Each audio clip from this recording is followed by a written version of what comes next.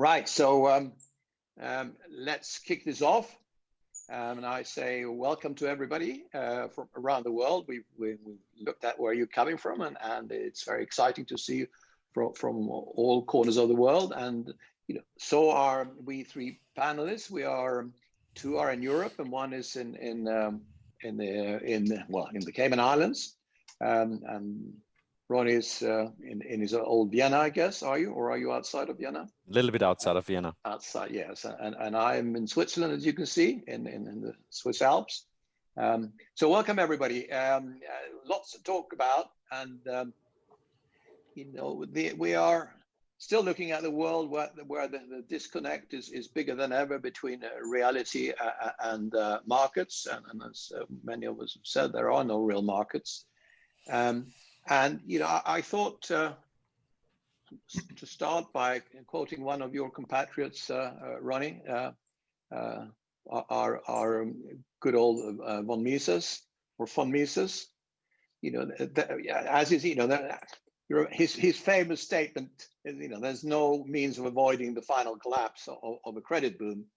It's either by slowly stopping printing money and squeezing the economy, or it ends with a total collapse of the financial system on the currencies of the currency system. Now, that sounds like a dramatic end. I mean, we've been, all of us, talking about that it is untenable what is happening now in the world. Credit expansion has to end, and right now it's taking the typical path at the end of an era, which is acceleration of the money printing. So, Ronnie, I mean, since we talk about von Mises, and you've been looking into this a lot. I mean, how do you see this? Do you see can they continue to escalate this credit expansion, and how far can they go before either they have to stop or there is a collapse of the system? Well, I think the term crack up boom fits pretty well. When you're talking to people, let's say like the 1% of the people that really profit from asset price inflation, they're all super excited because actually everything is going through the roof, and many people who don't have a clue about our monetary system, they wonder why, because we're still in the biggest economic downturn since the Great Depression. And I think yesterday I read some staggering numbers, and I just want to quote them. It's about the M1 growth since the creation of the Federal Reserve and the acceleration that we're experiencing at the moment. So for the first trillion of M1, it took the Federal Reserve 80 years, from 1913 to 1993. For the second trillion, 18 years, from 1994 to 2011. For the third trillion, 5 years, 2012 to 2016. For the fourth trillion, 4 years, 2017 to 2020. And for the fifth trillion, 4 months, from February 2020 to May 2020. And I mean, that tells you quite a lot. And I think people are talking about exponential functions when it comes to COVID quite a lot, but most people don't realize that our monetary system, or at least the monetary system that we are in since 1971, is in an exponential function as well. And it seems that we're reaching the end game now. And it is not only the growth for monetary assets or monetary developments, it is also fiscal growth that is at an enormous size. And I think it was really interesting to see Jay Powell just recently saying that actually the Federal Reserve has to act side by side with Congress. And I think this is quite telling, because it suggests something that we wrote about already in spring, that we'll see much more cooperation between monetary stimulus and fiscal stimulus between governments and central banks. And basically, you could also say that the Federal Reserve became some sort of a branch of the government. So those numbers, yeah, I mean, of course, they're supportive for equity markets, but we also saw in September how addicted the market is to this, as somebody said, monetary Viagra. And now, of course, we got another shot last Friday, and it seems that we just need more and more and more. And this is quite telling that you know, our thesis of this crack-up boom is working out. Honestly, we would have expected this crack-up boom already much earlier, but yeah, it is what it is, and now it really seems that this is it. Grant. Can't hear you, Grant. Grant? Yep. Sorry, I muted myself. So in case I was coughing.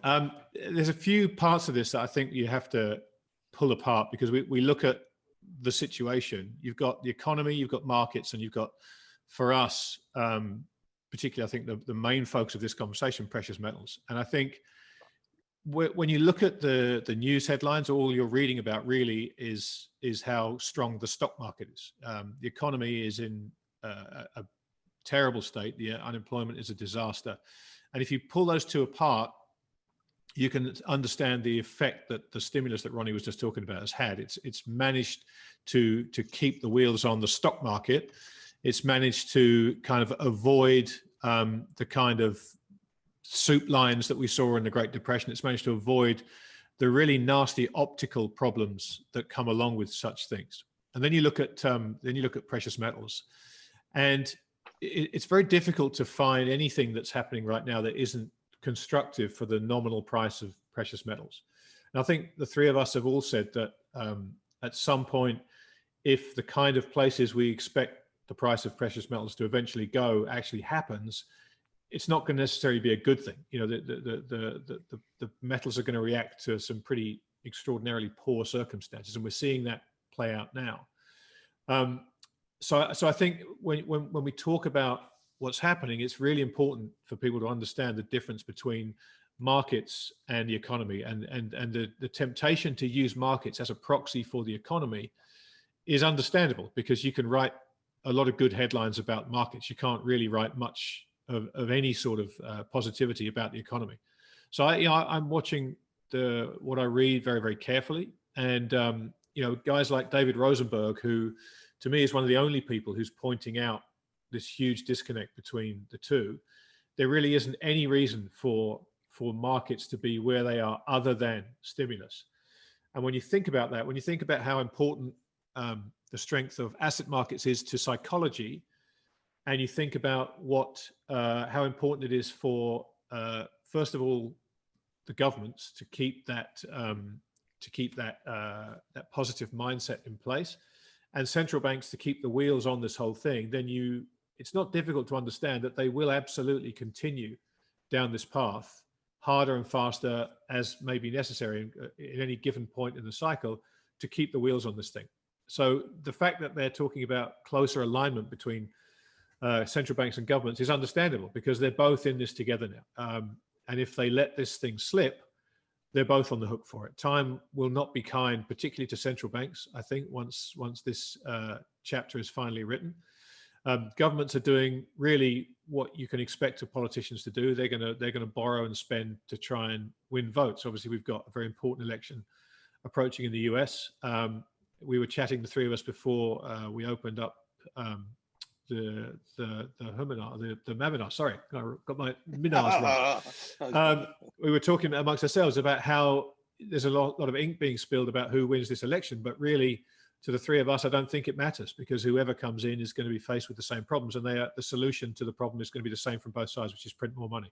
So I think people need to be very much aware of stock market / asset prices, economy, and precious metals. They're three completely different things, and you need to look at each individually and separately, I think.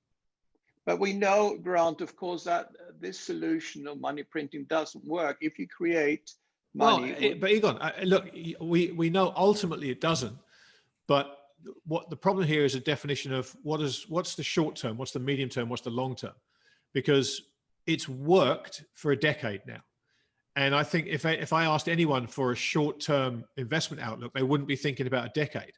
So that's been the problem, I think, for a lot of people, myself included, is that I think we all understand this doesn't work ultimately, but it has worked for a lot longer than people thought, and we have to own that. That's the big problem, I think. True, but at the same time, if you print as they're doing now, virtually unlimited amounts of money, you have reached what already long ago the law of diminishing returns, i.e., this money that is being issued now has, in theory, has zero value because it's not backed by anything except for just the pressing a button, and of course, therefore, it has less and less effect. And I listened recently to Lacey Hunt. I mean, he was saying exactly the same thing. This money is going to have zero effect eventually. So it's only a question of time. When is that moment? Already now, it is worth less for every billion or trillion is being printed. It's worth less. And of course, when we get this collapse of the system of markets, we will see that a lot of this was just air. But Egon, can I just add something to that? 'Cause I think that your point about Lacey's is important. What Lacey was talking about was actually very old-fashioned, as is Lacey. He was talking about the productive effects of debt on capital investment, on the business cycle. What we're talking about here is something completely different, and that is if your aim is to nominally keep asset prices higher, that's a whole different thing. The more money you print nominally, it will have the effect you want.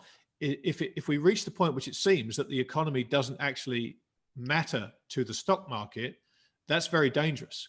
Because we all know that if they continue to print unlimited trillions of dollars, the nominal effect on these asset prices is going to be that these markets will keep going up, right? Until they don't. And that's the important thing. I think Lacey was talking about the old-fashioned use of debt, which was as a productive aid to grow an economic system.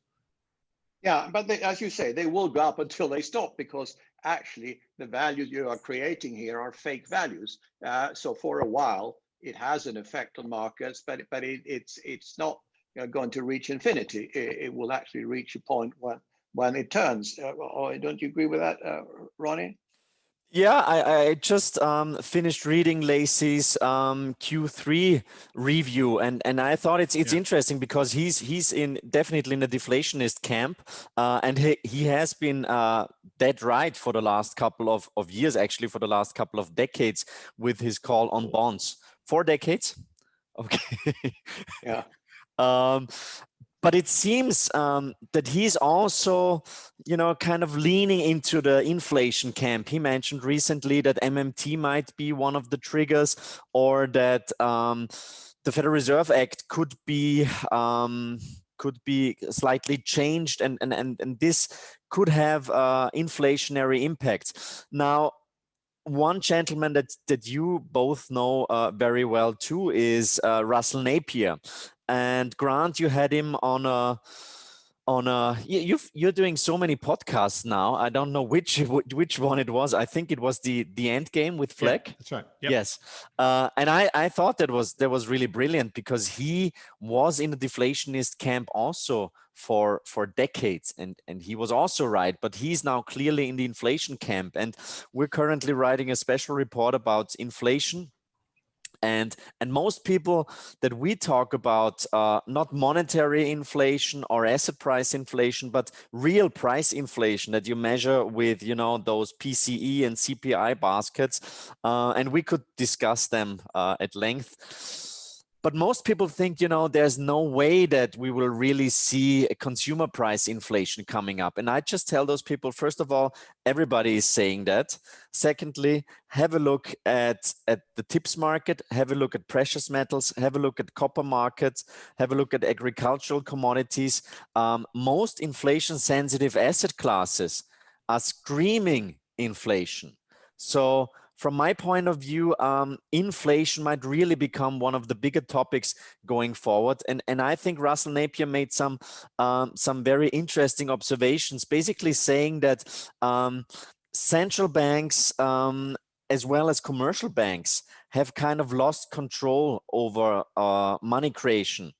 And he says that it's basically gonna be like many other things, going more into the hands of governments. They gave some credit guarantees over the last couple of months, and he sees that this might really become the big trend going forward. So the government is basically guaranteeing you 200 billion for, I don't know, a new Green Deal, education deal, infrastructure deal, whatever.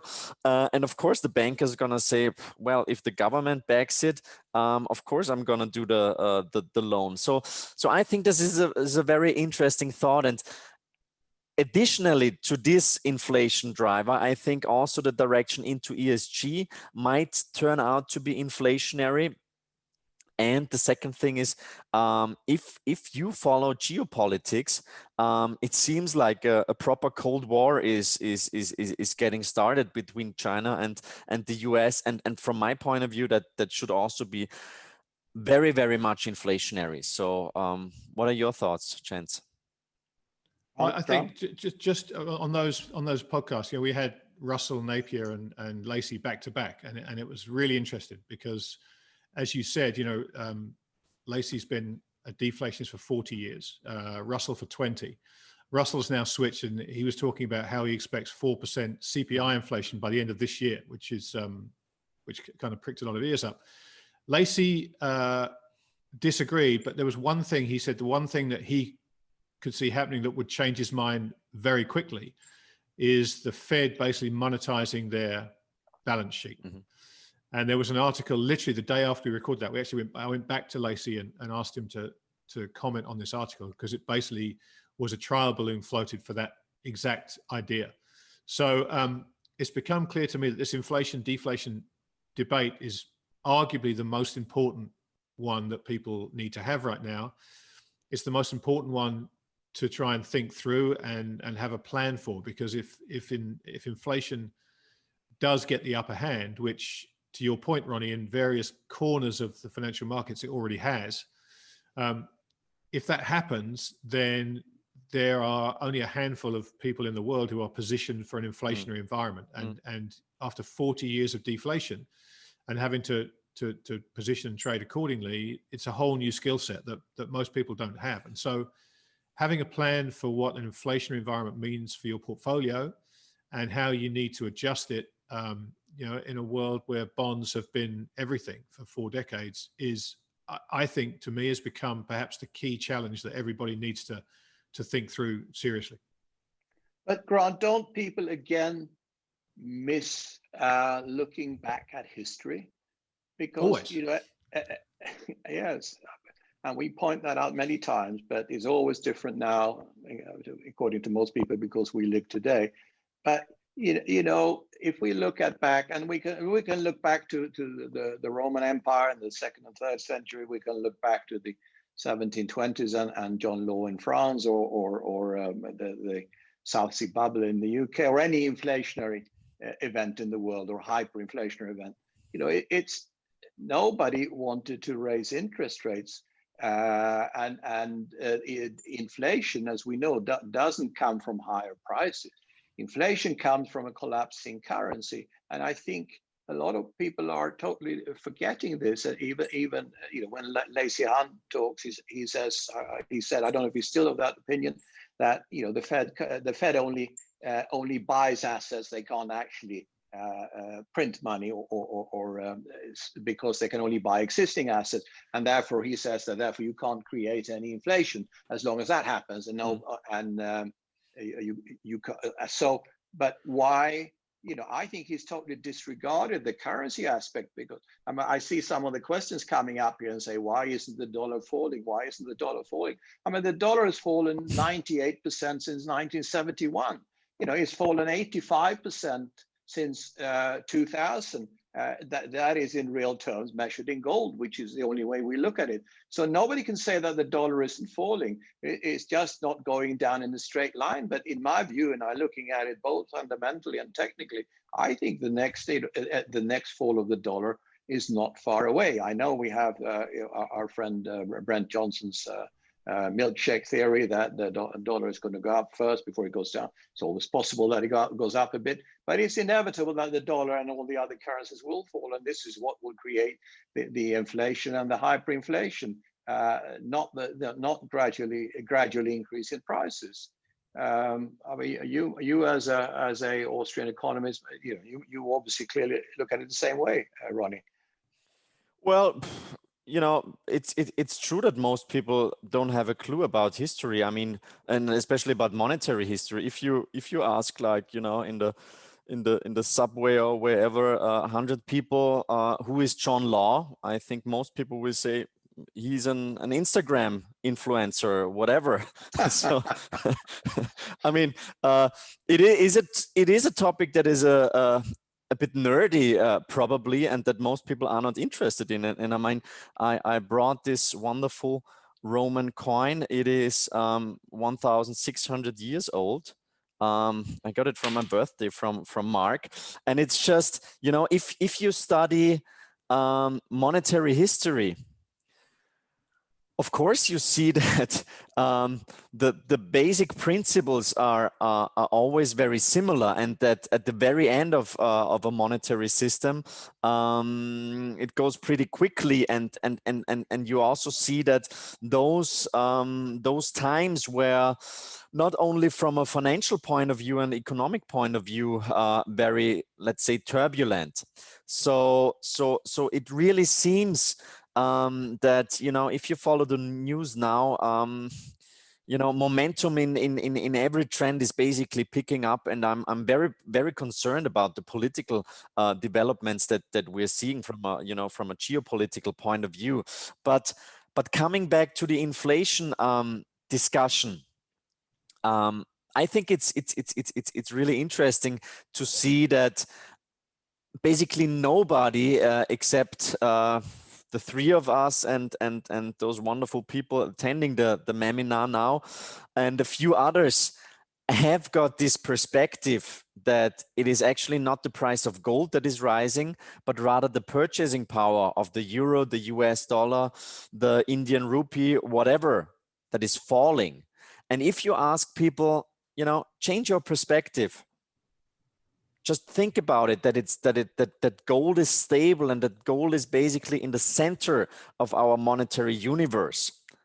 People get kind of, I don't know, a bit nervous, and they don't really get it. But I think once you have swallowed this red pill, and once you understand that it is not the price of gold that is rising, but the purchasing power of fiat money that is falling, and falling at a pretty rapid pace, then I think, you see everything from a completely different angle. And now it seems that many people are really waking up, and I've had so many interesting discussions over the last couple of weeks where people want to find an answer what is going on now in financial markets. And I think that many people are really waking up there. If you Google, for example, Austrian economics and monetary system, if you show a Google trend, it is clearly rising.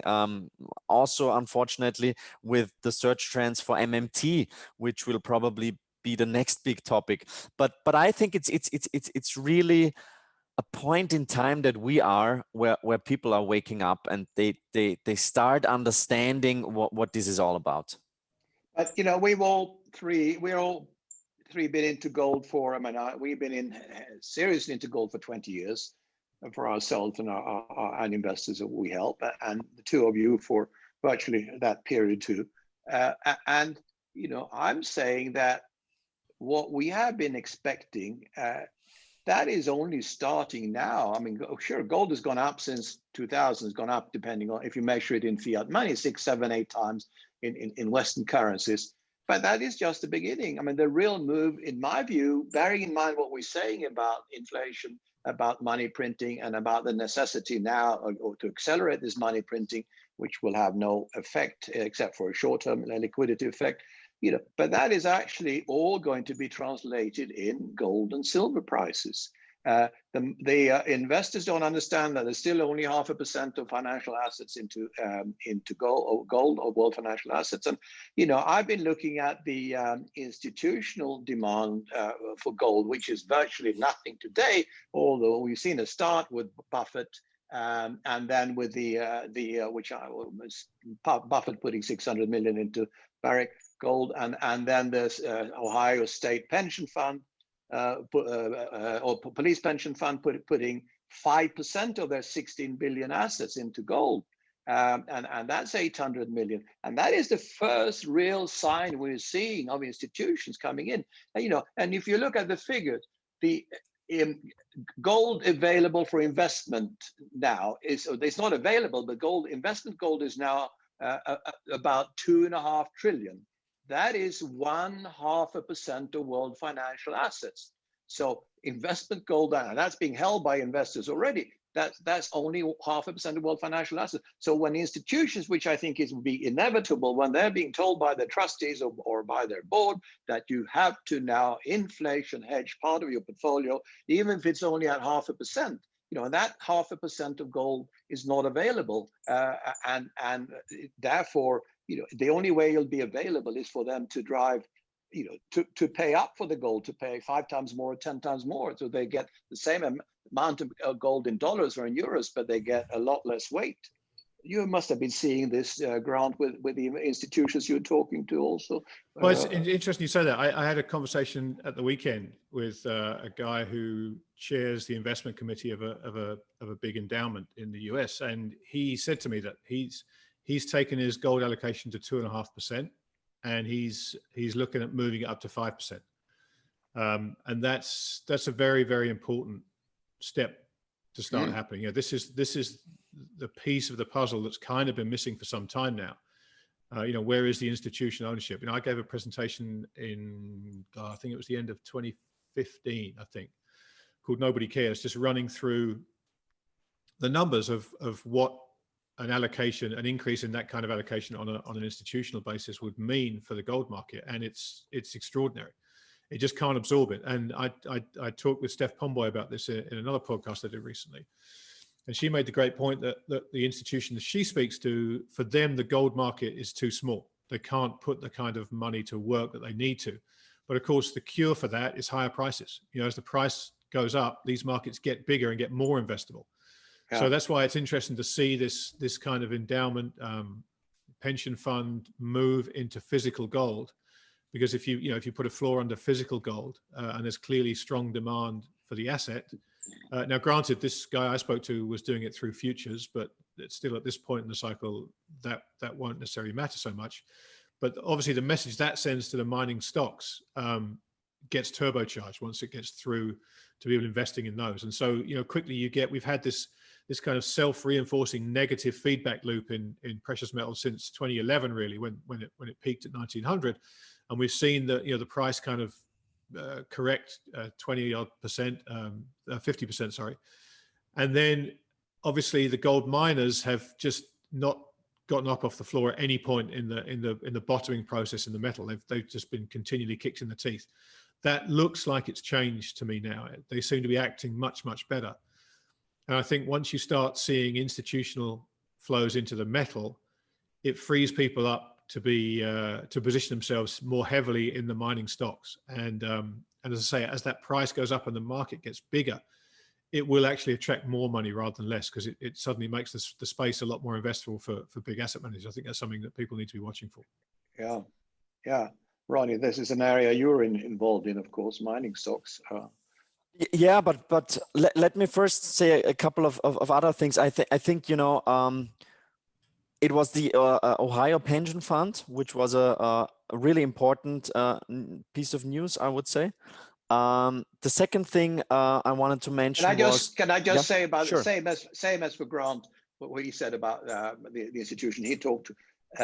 They had also not considered, I think, from what I heard, physical gold. They were looking at also futures or ETFs. They still don't know that there is another market, which is the physical market, the real market. I think they'll learn, but that's interesting. That seems to why they're looking right now. But that will change. Ronnie, please continue. Yeah.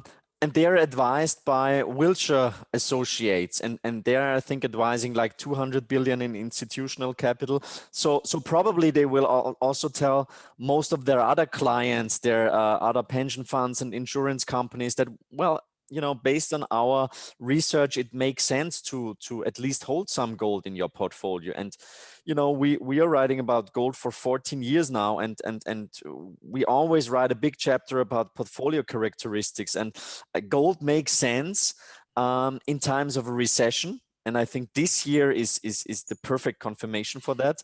In times of rising inflation, in times of negative real yields, and in times of turmoil in the stock market.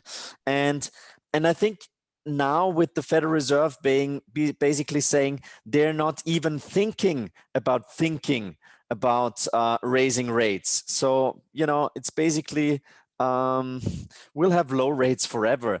And additionally, saying with the average inflation targeting, 2% is not the ceiling. 2% is the average that we want to achieve. And as we've been undershooting, we have to overshoot over the next couple of years. That basically says, okay, we'll have negative real yields for the next couple of years. So that's, I cannot imagine a better general environment for gold. I think this is really the basis of this bull market. The second thing that I wanted to say was, I think it's interesting that Goldman Sachs Asset Management just bought the pertinent gold ETF. So this is another sign that big institutional players are now coming into the market. And the third thing I wanted to say was, is that if you have a look at COMEX physical gold deliveries, it's quite telling, because those numbers are getting bigger and bigger. So I think many market participants really want physical delivery from their futures. So far, if it worked, but that might change. But talking about the mining stocks, I attended two big conferences, the Beaver Creek conference, as well as the Denver Gold, and I had like 70 meetings all together. And in general, it confirmed my positive view that the leverage on rising gold prices is higher than ever. Actually, most companies had falling all-in sustaining cash costs this year. Sometimes I felt like attending a value conference, because management teams, they were talking about their balance sheets, about dividends, about buying back shares. So this is stuff that you normally don't hear at a mining conference. And I said in another interview, I'm pretty sure that some of them will screw it up in this bull market again, and it's actually our job to to find out which companies won't screw it up and won't do like crazy M&A deals like in the last cycle. But in general, I would say that the industry is extremely healthy. We're seeing strong margins. We're seeing price EBITDA at the lowest level in 30 years. And just one number, the top 15 North American gold producers have now a market cap so small that Apple is 9 times larger and Facebook is 4 times larger. And those are the 15 largest North American gold producers. So I think, it is not a super contrarian trade at the moment, but I think, we're seeing healthy balance sheets, and it seems that we're pretty upbeat and pretty positive regarding the outlook for gold. So I think, mining stocks should definitely be considered. Yeah, no, I agree with that. But when we have now a large audience here, we know that a lot of them love silver and are invested in silver. I always say silver is not for widows and orphans and not for the faint-hearted, because of the volatility of silver. It goes up very fast and collapses even faster. So people who are into silver have to be prepared for that. But silver is such a minuscule market, And the interesting thing is that about 65% of silver is used for industrial use. And of course, we also know that that's mainly in electrical components. And of course, we know that the growth in the photovoltaic market, solar panels, is going to be massive in the next few years. So industrial demand, whatever happens to the world economy, is likely to increase for silver. And then you have 65% into industrial, 25% into jewelry. So that's 90% of all the annual silver production that goes to non-investment silver. So there's only 10% left. That's of the mining production I'm talking about. Then, of course, you get scrap also, which increases the supply a bit by another 10% or so. But I mean, that's such a small market, and it's such a narrow market. So, Grant? I mean, you follow the silver market also. What do you think it's a leading question, what the effect will be here on silver from this incredibly strong demand that we're going to see in the next few years, in my view? Yeah, look, for me, I look at silver really in relative terms to gold. You know, when Ronnie talks about the bull market in gold, I don't really think of it that way. I don't trade gold and silver, apart from having a core precious metals position and sometimes shifting an allocation from gold to silver on a relative basis, which is something I did this year earlier on. But a bull market really only concerns traders. You know, if buying gold back in 2000 and still owning it, you don't think of it in terms of a bull market. It's done what it was supposed to do over those 20 years in terms of protecting your purchasing power and then some. So it's a different mindset to get into. So I look at silver, and I wrote about this a month or so ago. You know, if you look at the ratio, silver is definitely out of whack. It became extraordinarily cheap to gold. It corrected. It's gone back the other way again a little bit since then. But over time, I expect we're going to see that silver ratio fall dramatically against gold. So if you have an allocation to gold that you've had for some time, in around here, it's definitely a place that you want to start looking at. Do I shift some of that gold into silver? But really, that's just to kind of capture a little bit of extra alpha. And to your point, Egon, it's a stressful asset to have a position in. So if it's something that you don't want to lose sleep over, you just shouldn't play in it. If you like the volatility because you're a trader and you like to try and use your precious metals holdings to generate extra alpha, then trading the ratio between gold and silver makes a world of sense, because it's over time, it has big blowouts, and generally speaking, over time, it comes back into a sensible range. So you can do it, but it's stomach churning.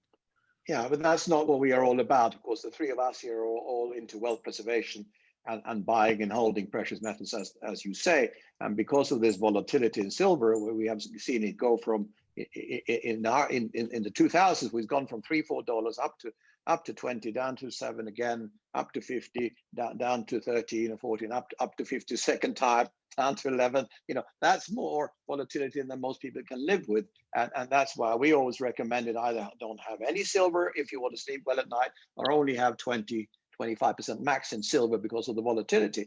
But we will definitely, because of the supply and demand situation, because of the paper silver issue, and because of the industrial demand, as an investment asset, silver is likely to do very well. We have probably 20 minutes left maximum. So there have been a lot of questions that we've received on digital money, and the governments around the world issuing digital money. Virtually every government is talking about that and looking at it.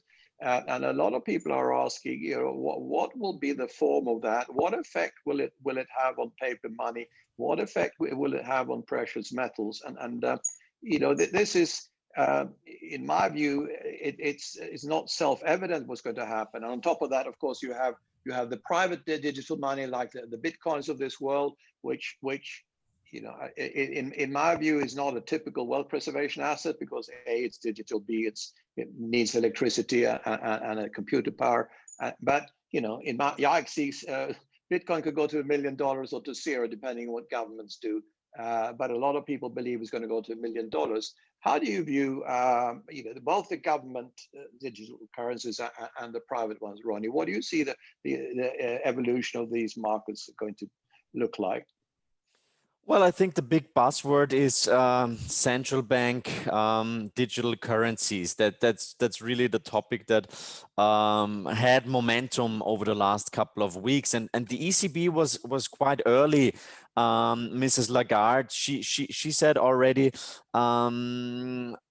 Like 1 year ago, I think she was officially talking about introducing an electronic euro. But now it seems that COVID really increased the trend, and I've seen, but I honestly haven't read it yet, that the Federal Reserve also mentioned recently that they could introduce some sort of a wallet where basically government payments could be paid to directly. So this would basically mean if you want to have some money from Uncle Sam, you have to open your digital wallet, which is a pretty nice way to increase the acceptance for those digital wallets. And I think it's interesting that bureaucrats and central bankers, they use every opportunity to criticize cash, and one of the first things that came out with the whole COVID crisis was only use digital money, use your cards, because cash is so dangerous. So, I mean, that's definitely not a conspiracy. I think it's if you want to have negative rates, I think cash is your opponent, and therefore I think just read what Ken Rogoff is writing, read what central banks publish. Read what influential politicians write. I think it is coming. And just one thing that might be interesting for the listeners and the viewers, have a look at the webpage of the World Economic Forum. The title of the next big forum, that I think the meeting got postponed, but the title is The Big Reset.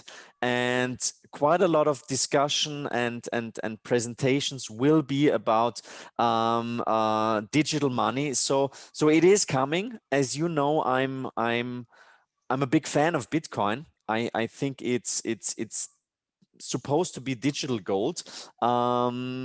I'm not a big fan of central bank cryptocurrencies, because that's exactly the opposite of what Satoshi Nakamoto had in mind. So it is clearly not what I'm supporting. But if you connect the dots, it's pretty obvious that stuff like this will be introduced very soon. So, Grant, what will be the effect on paper money with digital government money, and what will be the effect on private digital money like Bitcoin?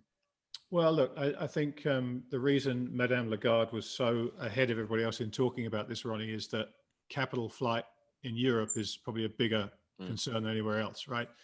It's very easy to get your money out of Greece and into Germany, and that's at some point going to be a problem. So obviously, digital currencies, there's no way they don't appear, both from a technological advancement point of view and also a control point of view, because they do give the central banks and governments the control they need over currency. So they're coming, ready or not, they're coming.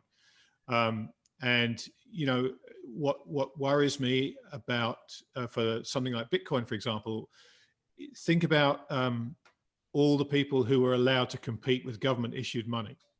There aren't any. As Benjamin Franklin said years ago, give me power over a country's currency and I care not who makes its laws. And this is very, very true. If we do have central bank sponsored digital currencies, it's very difficult to see how they will allow independent digital currencies to compete with them as a means by which to issue this stuff. So that would certainly worry me as an owner of Bitcoin. The future is digital, there's no doubt, and the sooner they can take the ability to hoard cash away from people, the sooner they can kind of secure the next leg of this this great experiment of theirs, which is really just an exercise in keeping the whole system together. So when you see things like the Great Reset being the focus, that's something that people should take a great deal of notice of, because when they start talking in these terms, it means they're thinking in those terms. And if you think about what a reset means for this particular system that we have a completely fiat-based system. So if you're going to reset that, it's very difficult to think how you reset it with another completely fiat system, because resets tend to imply the end of life. They imply the end of confidence. They imply all kinds of things. And someone, I'm not sure who it was, so someone posted a simple question on Twitter this morning. I think it may have been Koos Jensen, I'm not sure, but someone posted a simple question. He said, just about every central bank in the world owns gold as a big part of their reserves. Why do they do that? And it's such a simple question. It's such a simple question when they can do what the Swiss bank has been doing and printing money out of thin air and buying equities. They can do what the Federal Reserve does and buy bonds. They're doing that because they have to. Why do they still own gold? And I think when you think about such a simple question and you think it through, I think the answers become very, very profound. And I see someone there in the comments mentioning tradition, which is what Bernanke called it when Ron Paul questioned him in one of the banking committees. But it's such a profound question. And I think that gets to the root of all this.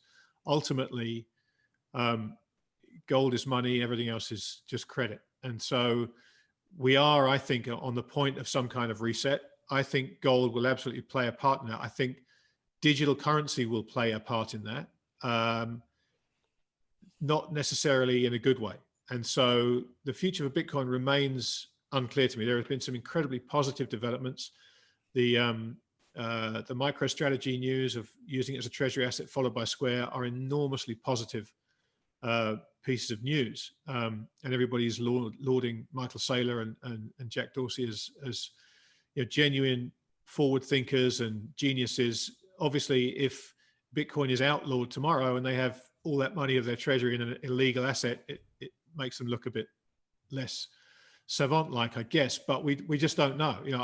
I really don't know, and I'm in no way a cryptocurrency expert. But I think the key thing here is this idea of a reset, Ronnie, that you brought up. It feels like we're there or thereabouts, and if the system is going to reset at a time when the environment we live in resets from deflationary to inflationary, then it's going to create the kind of turbulence that really what the world and society really doesn't want to see. And it troubles me greatly, I have to say. Yeah, I agree with you. And any reset, of course, whether it includes that a digital currency, which is likely, it's not going to be across the globe. I mean, I don't see China or Russia agreeing with the reset of the US, which they consider as a bankrupt nation. That therefore, you will have big powers outside of the Western Bloc, which have a lot of gold and will have a lot of say. I think I looked at the US GDP, I think since 1970, I think it's only up 20 times. And if I remember correctly, and Chinese GDP is up 175 times. And this tells us where the power will be in the next decade or two. Certainly not with the West, not with the US, which has a bankrupt financial system. So whatever the US tries to do with the monetary system and lead, I think that reset will be very temporary if it happens, and I think it will fail. And I think the next reset will be a disorderly reset when we see really as von Mises said, as a final collapse of the current currency system. So that's the risk, and that's what we have to come back to. This is why we are talking about holding gold and holding silver as well preservation assets. I don't see, as you said, Grant, central banks are holding gold for a reason, and gold and silver are not going to disappear and be worthless. It never has. And again, look at history. 5,000 years of history is not going to disappear because someone tries a reset and tries another fiat currency system. Shall we? There are a couple of questions.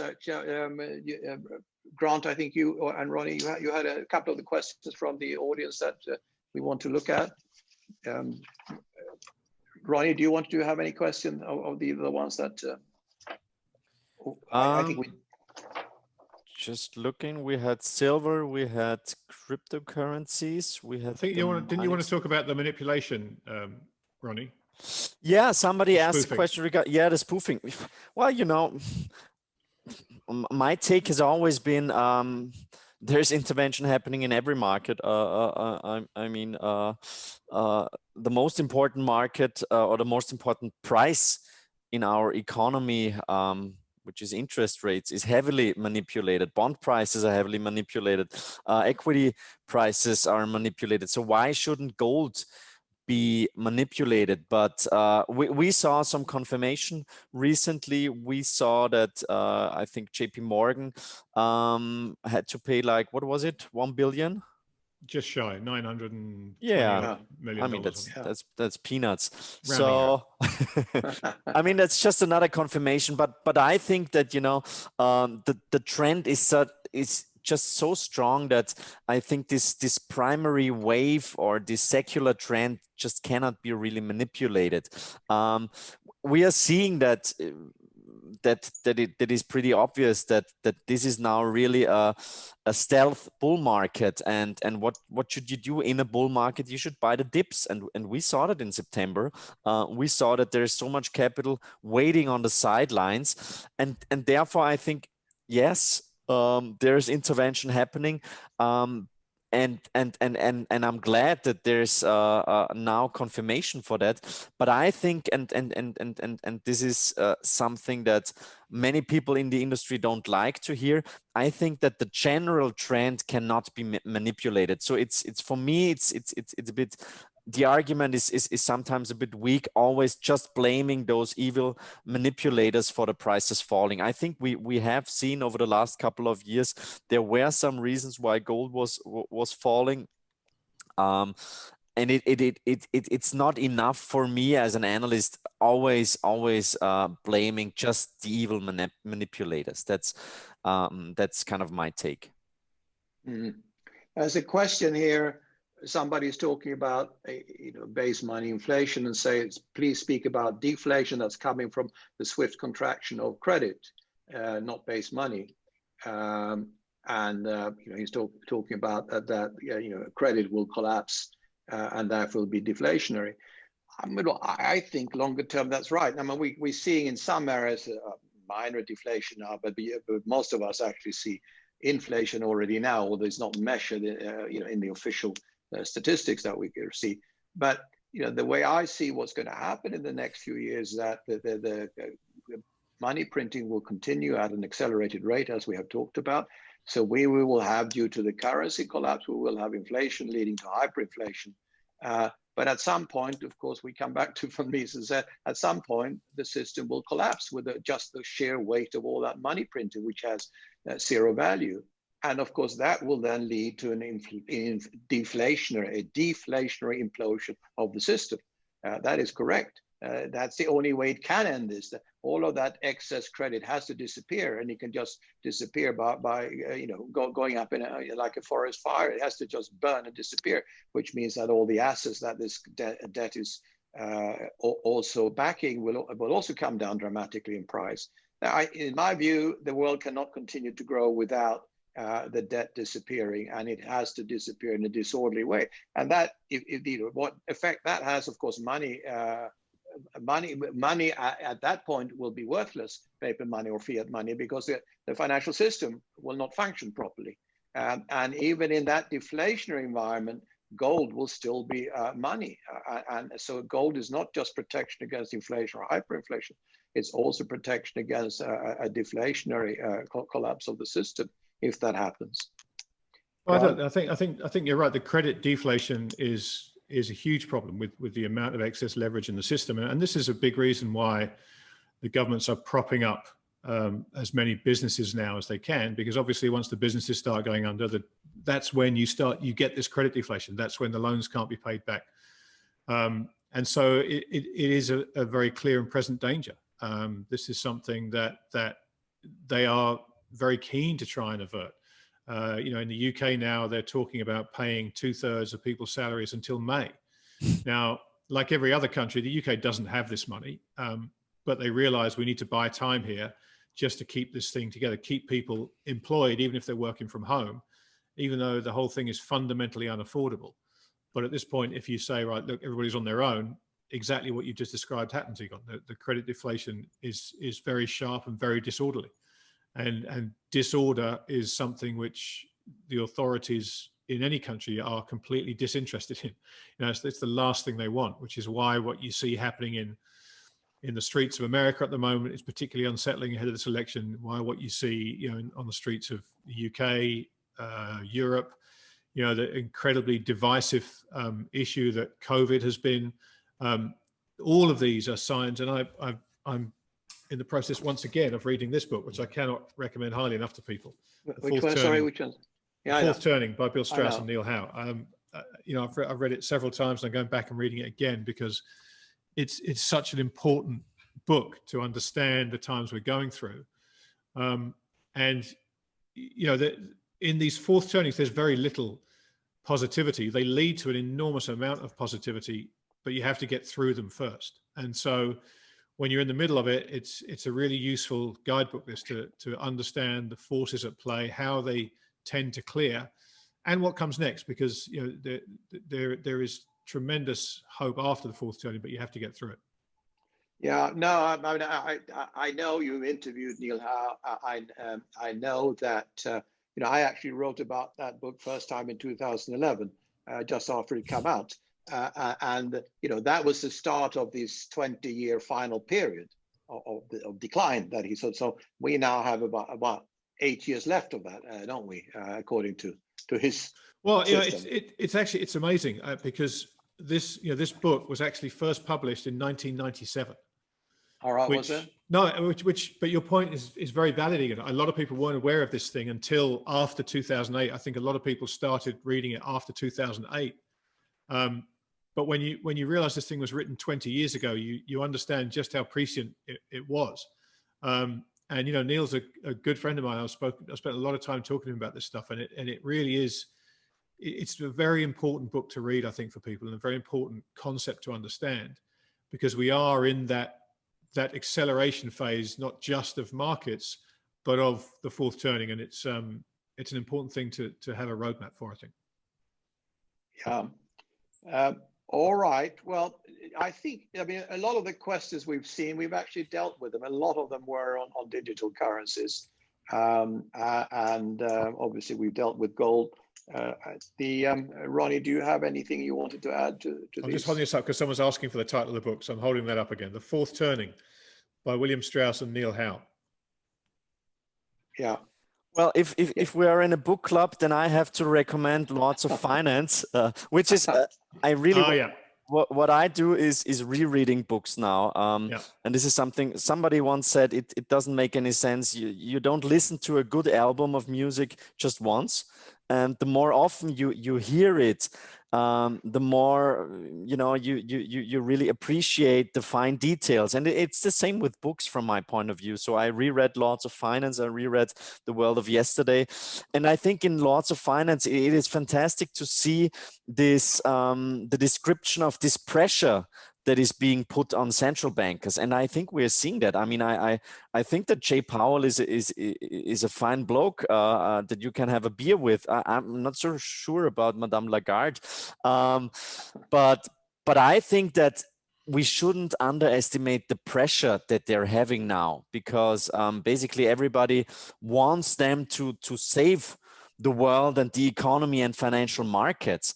And I think, if you read that book, Lords of Finance, you really understand the psychological aspects of those developments. And lastly, it is all about trust. And I think we are at this pretty dangerous moment in time when people might at some point really lose confidence and trust in money, but also in politics, our economic system. And yeah, that's definitely something that's a pretty big concern. But if you're prepared for it, you're definitely ahead of most of the people. Well, that was the word, please, as a final word, we have to ask our audience, please prepare yourselves, protect yourselves. You know, the world is even more difficult now because of the coronavirus, and you know, a lot of us are being half isolated, and you know, a lot of places in the world are, you know, Grant sent out pictures from London. You know, streets are empty. You know, what's happening is frightening. So, you know, we will, number one, protect yourselves, and you know, with what we talked about that so many times, and B, think about your fellow human beings and help people, because that's what's going to be all about in the next few years. A lot of people will suffer a lot and will need help. I'm very lucky to, you know, with the Matterhorn Asset Management, we're very lucky to have the two top guys in the precious metals linked to the economy and as advisors, Ronni and Egon. So you know, it's fantastic to have these discussions, and we will continue them. And we'll have in another couple 2 months or 3 months, we will have another one, and we hope the audience have enjoyed it. So I thank Ronni and I thank Grant for another great session, and look forward to seeing you soon again. Thanks, everybody. Thank you very much. Thank you. Thank Take you. care. Thank you. Bye-bye. Bye. Bye-bye. Thanks.